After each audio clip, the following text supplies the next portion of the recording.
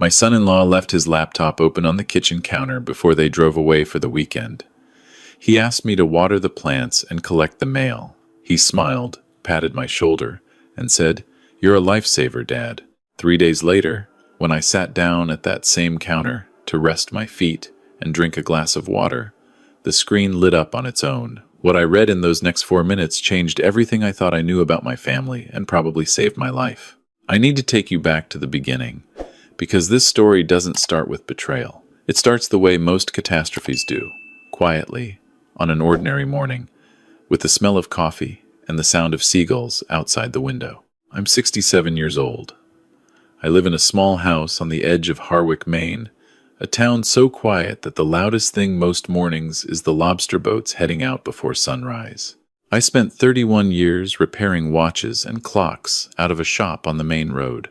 Precision work, patient work, the kind of work that teaches you to notice small things, because in a watch, a hair-sized crack in a spring can stop everything cold. I retired 4 years ago after my wife, Dorothy, passed from pancreatic cancer. After that, the shop didn't feel the same. Nothing did, for a long time. But I had my daughter, Claire, and eventually I had Daniel. Claire met him at an architecture conference in Boston. He was 42, sharp-dressed, confident in that quiet way that makes people think you're smarter than you might be. He designed high-end residential homes along the New England coast. He drove a black SUV, wore a silver watch he'd never asked me to look at, though he knew my background, and he called me Dad from the second month of dating. My daughter. I thought it was warmth. Now I understand it was strategy. They married 2.5 years ago. I gave Claire her mother's ring and paid for the reception at a waterfront inn in Kennebunkport. Daniel shook my hand at the altar with both of his hands wrapped around mine, the kind of handshake politicians use, and said, "I'm going to take care of her, sir. I promise you that." I believed him. Why wouldn't I? The first year was fine. They bought a house 40 minutes south of mine, in a newer neighborhood outside Portland. Nice place, 3 bedrooms, an open kitchen, a deck that looked out over a wooded hill. Daniel had done well. Claire worked as a physical therapist and seemed genuinely happy. They came up to Harwick for holidays and occasional weekends. Daniel helped me repair a section of fence in the backyard, and we talked about baseball and housing markets and the best places to find striped bass. He was good company, attentive, the kind of son-in-law other men envy. It was around 18 months in that I started noticing small things. Not anything alarming, just slight shifts, the way a clock begins to lose 30 seconds a day before it stops entirely. Daniel started asking questions about the house. Casual questions. "You ever think about moving somewhere smaller, Dad? What's this place worth now? With the market being what it is? You got a financial advisor handling Dorothy's life insurance payout?" I answered honestly each time because I had nothing to hide. The house was paid off. Dorothy's policy had left me comfortable. My retirement account was modest, but solid. I didn't need much. I lived simply. Then he started commenting on my memory. Again, it was subtle. "You told me that story already, Dad, remember? When I was fairly certain I hadn't. Or, Claire mentioned you left the stove on twice last month, which wasn't true." When I mentioned it to Claire, she looked confused and said she never said that. Daniel just laughed it off. Maybe I mixed it up. Small things. The kind you dismiss because you don't want to seem suspicious of people you love. Last October, Daniel called me on a Thursday afternoon and asked if I could watch their house for a long weekend. He and Claire were driving up to a cabin in Vermont, a late anniversary trip they'd been planning since spring. He needed someone to water the succulents Claire kept along the kitchen windowsill, bring in the mail, and make sure the basement dehumidifier didn't overflow. I was happy to do it. I drove down Friday morning, let myself in with the spare key they'd given me, and made myself at home. Their house was tidy. Claire has always been organized. Like her mother, I watered the plants, sorted the mail, ate a sandwich I'd brought from home, and watched an afternoon baseball game on their couch. Saturday was the same. Sunday morning, I slept in a little, had coffee at their kitchen counter, and was getting ready to head back to Harwick when I noticed the laptop. It was a gray Dell, sitting open on the counter. The screen had gone dark, but when I set my coffee mug down too hard on the counter, the vibration woke it. No password screen, it had stayed logged in. The email application was opened. I wasn't snooping. I want to be clear about that. I saw the screen light up, and I looked over, the way you glance at a television when it comes on in another room. What I saw in the first half second made me stop. The email at the top of the inbox was from someone saved in the contacts as R. Holt. The subject line read, "Updated draft competency language. Review before filing." I don't know exactly what made me lean in and read it. Call it instinct. Call it the part of my brain that spent 3 decades finding hairline fractures in tiny gears. Something was wrong, and I could feel it the way you feel a cold draft before you see the open window. The email was 3 paragraphs long. I read it twice. It outlined revisions to a legal document, a petition to establish guardianship over a named individual, cited only as the subject. The language described the subject as showing progressive cognitive decline, episodes of disorientation, and an inability to manage financial affairs without supervision. The email referred to a second document attached, described as a durable power of attorney, and mentioned that once the guardianship petition was approved, the power of attorney would allow the petitioner listed as Daniel Hargrove, my son-in-law's full name, to manage all assets, property, and financial accounts on the subject's behalf. I stood very still for a moment. The refrigerator hummed. Outside, a car passed slowly on the street. I scrolled up in the thread. There were 9 previous messages, going back 5 months. The contact R. Holt had a signature at the bottom of each email. Robert Holt, Paralegal Services, Portland. Not a licensed attorney. A document preparer. In one of the earlier messages, Daniel had written, "The house alone is worth $480K. The retirement and insurance accounts combined are around $310K. We need the competency filing to predate the POA transfer or the court won't accept it." In another, he'd written, "Claire doesn't need to know the specifics. She knows things need to be organized. That's enough." My daughter didn't know, or she thought she did, but not the full picture. I stepped back from the counter. I looked at my hands. They were steadier than I would have expected. That surprised me. Maybe it was the watchmaker in me. When something is broken, you don't panic. You put it on the bench and figure out what went wrong. I took out my phone and photographed every email in that thread. 14 messages total. Then I found the attachment, a PDF titled Hargrove, POA, Draft, V3, PDF, and I photographed each page of that too. The document had my name on it, my address, my social security number, which Daniel must have found on some piece of mail or tax document at some point. The signature line at the bottom was blank, but there was a note in the margin in tracked changes. Signature to be obtained during next visit.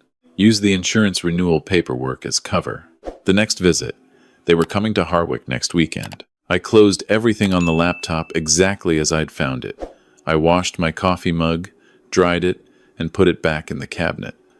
I checked that the plants were watered. I brought the mail inside and stacked it on the table. Then I locked the front door behind me, walked to my truck, and sat in the driveway for a long moment with my hands resting on the steering wheel. The sky was flat and white, the kind of October sky that feels like a ceiling pressing down.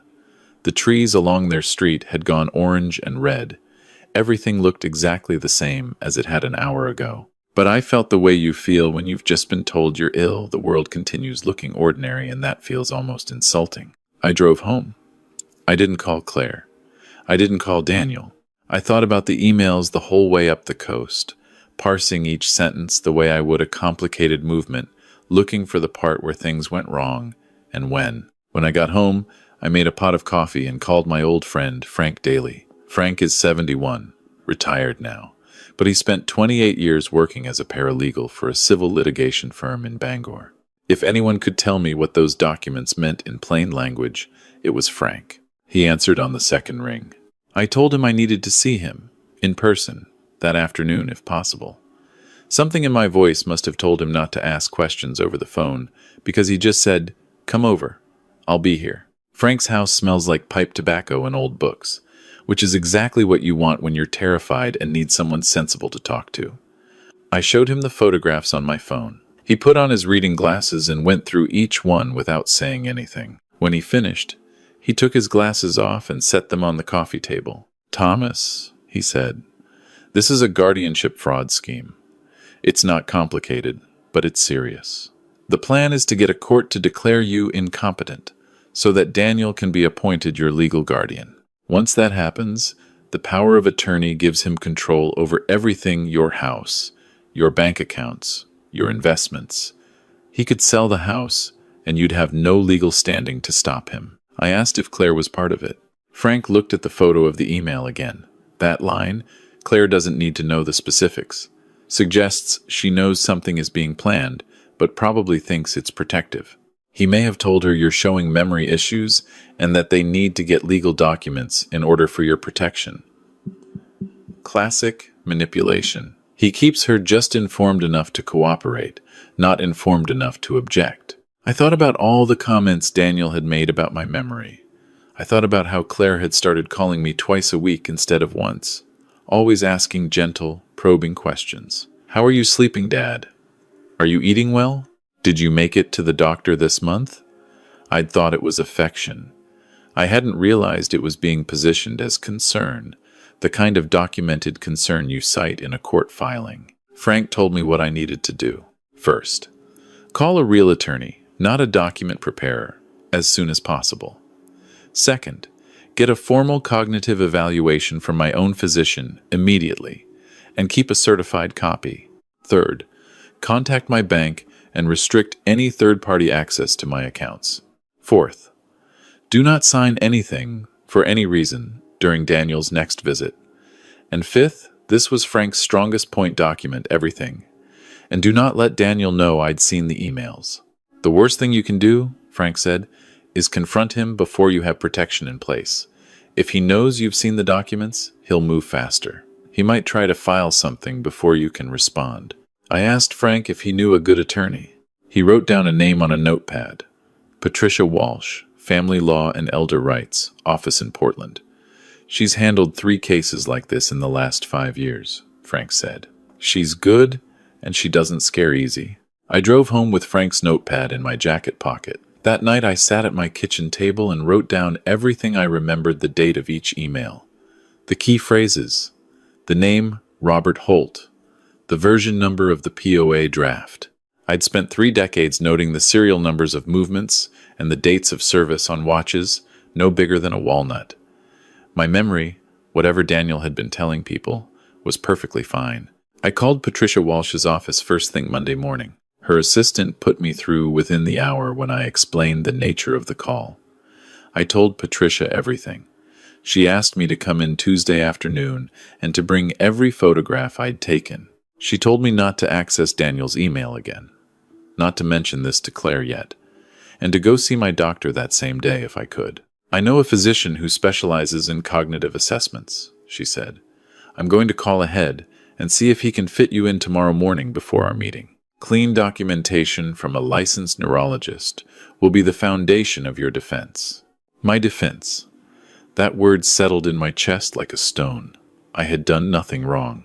I had spent 40 years paying taxes, raising a daughter, burying my wife with dignity, and fixing other people's broken things.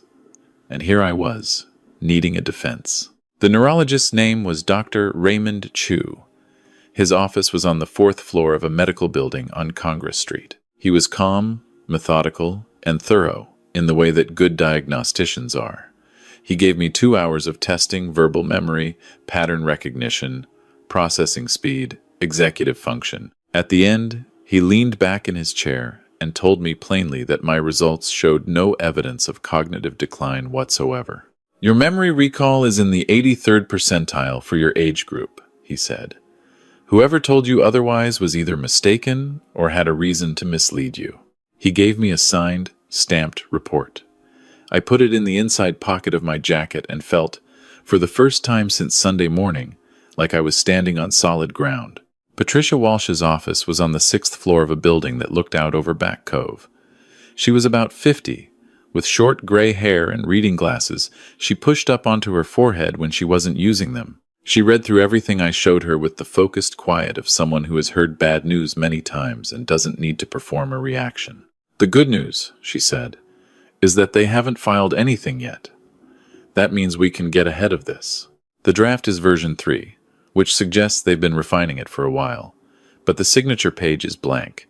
They need you to sign something for them to proceed, or they'd need a witness willing to commit perjury about your mental state. I told her about the insurance renewal documents Daniel had mentioned as cover. She wrote something down. "Next weekend, when they come to visit, you said they're coming?" I nodded.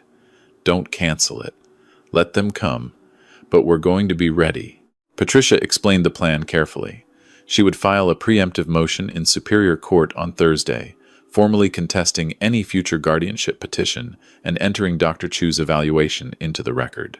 She would also contact Robert Holt directly, putting him on notice that his client's activities were under legal scrutiny, and she would notify my bank she had relationships at several institutions to flag my account for any attempted third-party access attempts.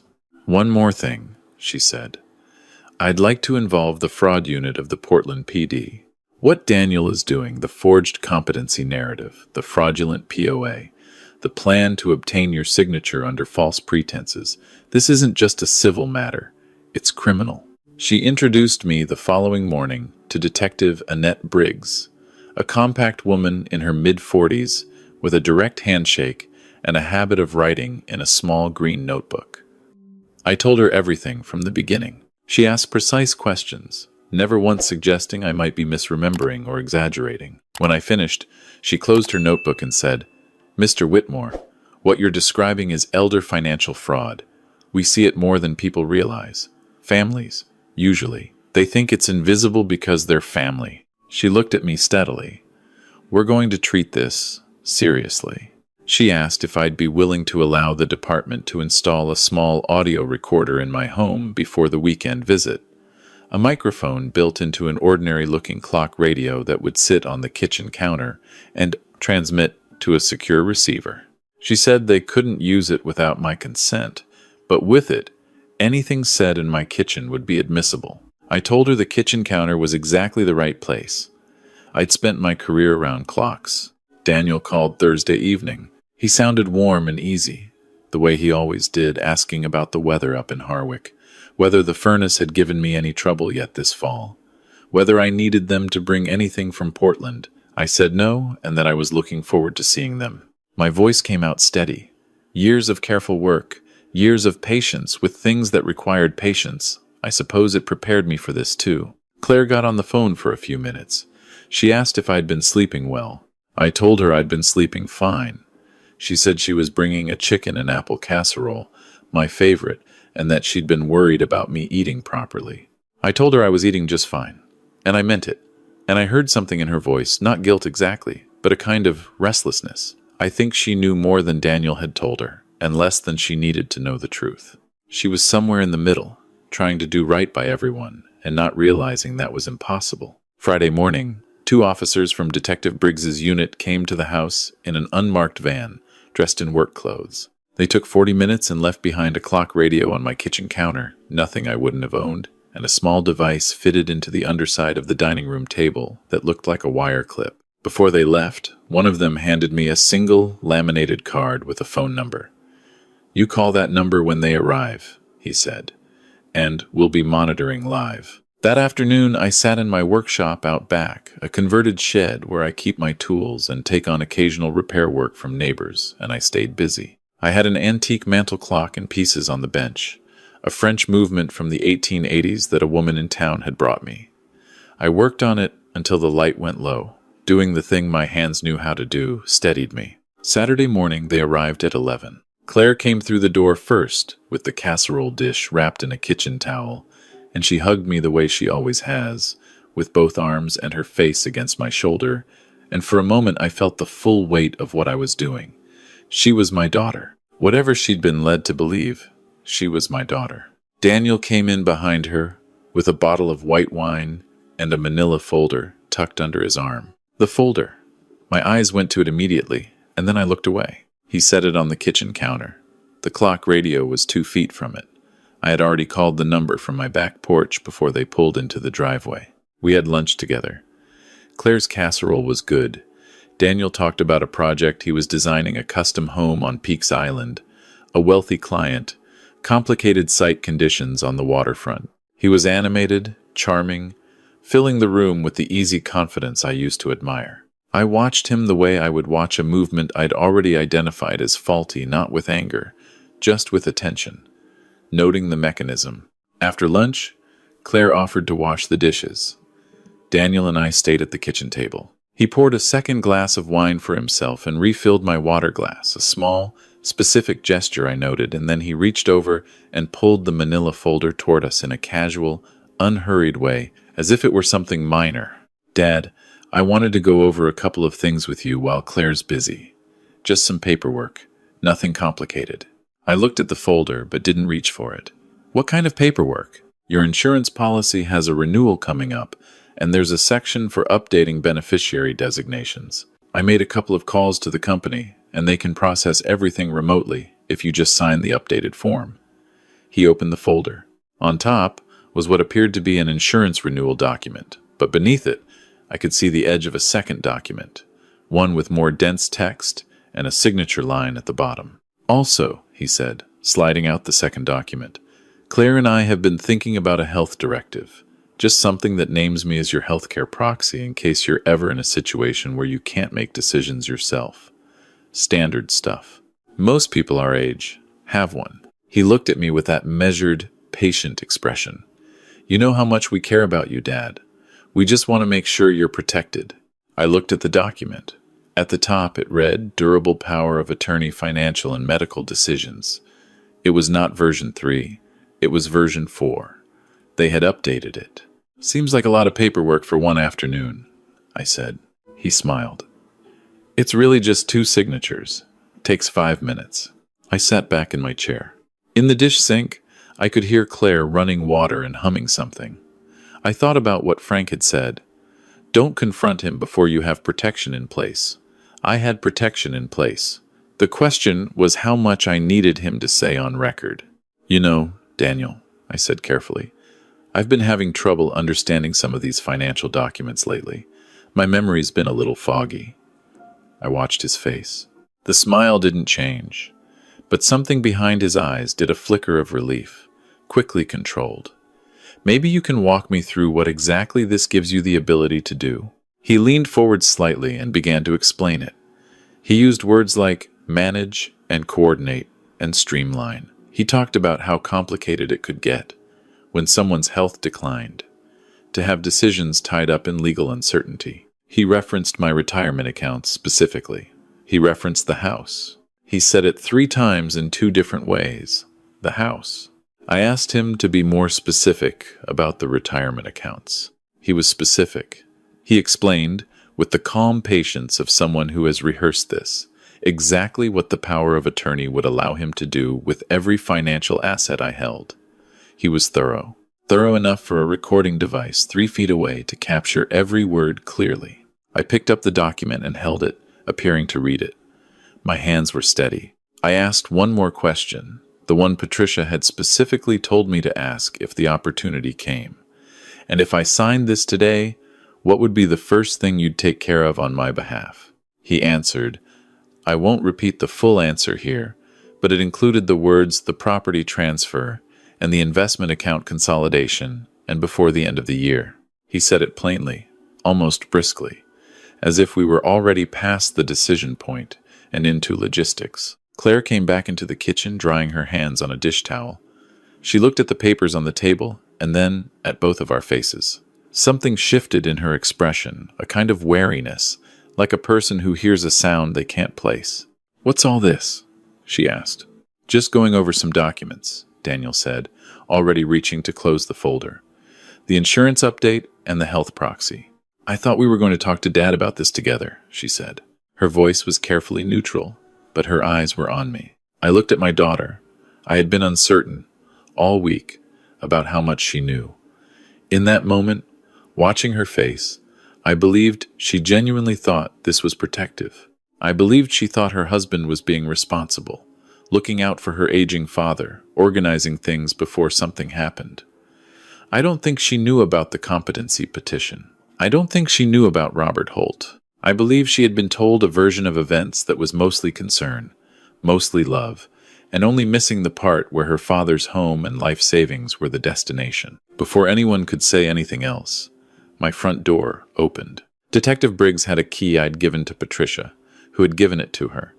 She came in with 2 officers behind her, and she said Daniel's name first, and then the words, "He was under arrest." Claire dropped the dish towel. Daniel stood up so quickly his chair scraped hard against the floor. He looked at me, and I saw something move across his face. Not guilt, not fear exactly, but the look of a person who realizes, all at once, that the careful structure they've been building has had a flaw in it the whole time. And the flaw was me. "Dad," he said, and the word came out wrong. Too tight.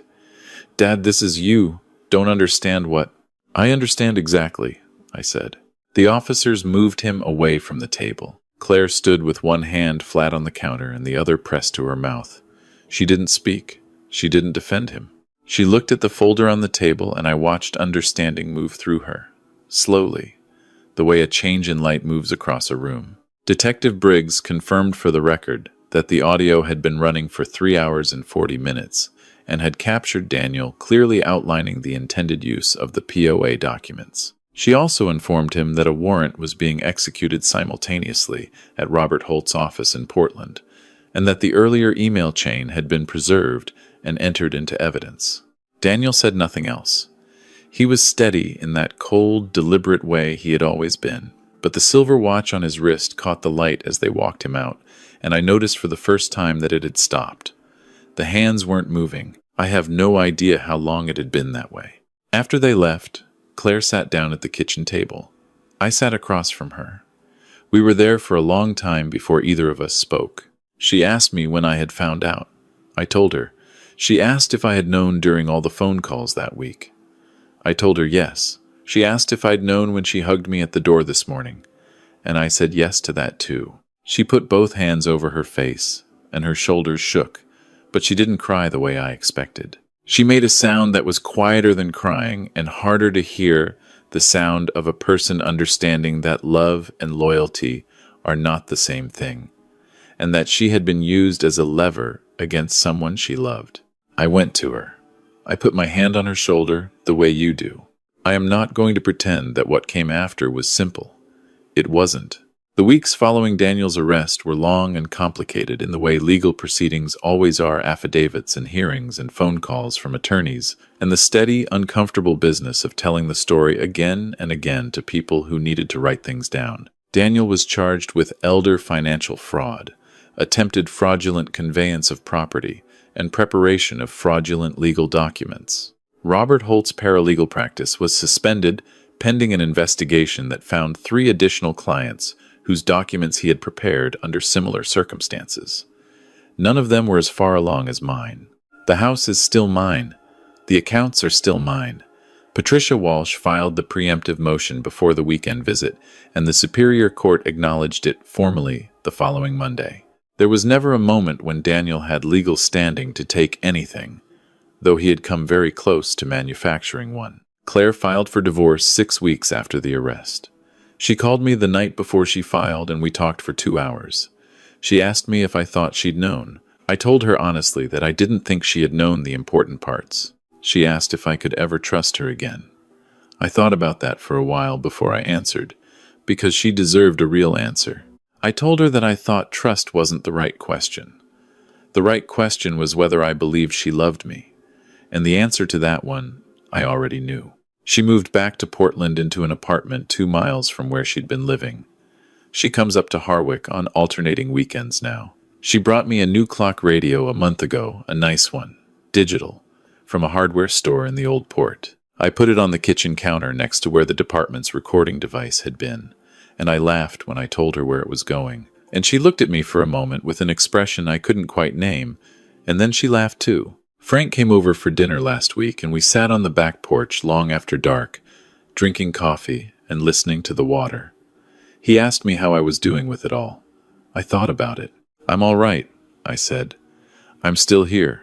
He said that was the important thing. I told him I knew. The mantel clock is back in one piece on the woman's shelf across town.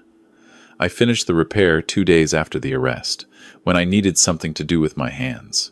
French movement, about 140 years old, and it runs now as cleanly as the day it was made. All it needed was for someone to look at it carefully enough, long enough, to find the small thing that had gone wrong.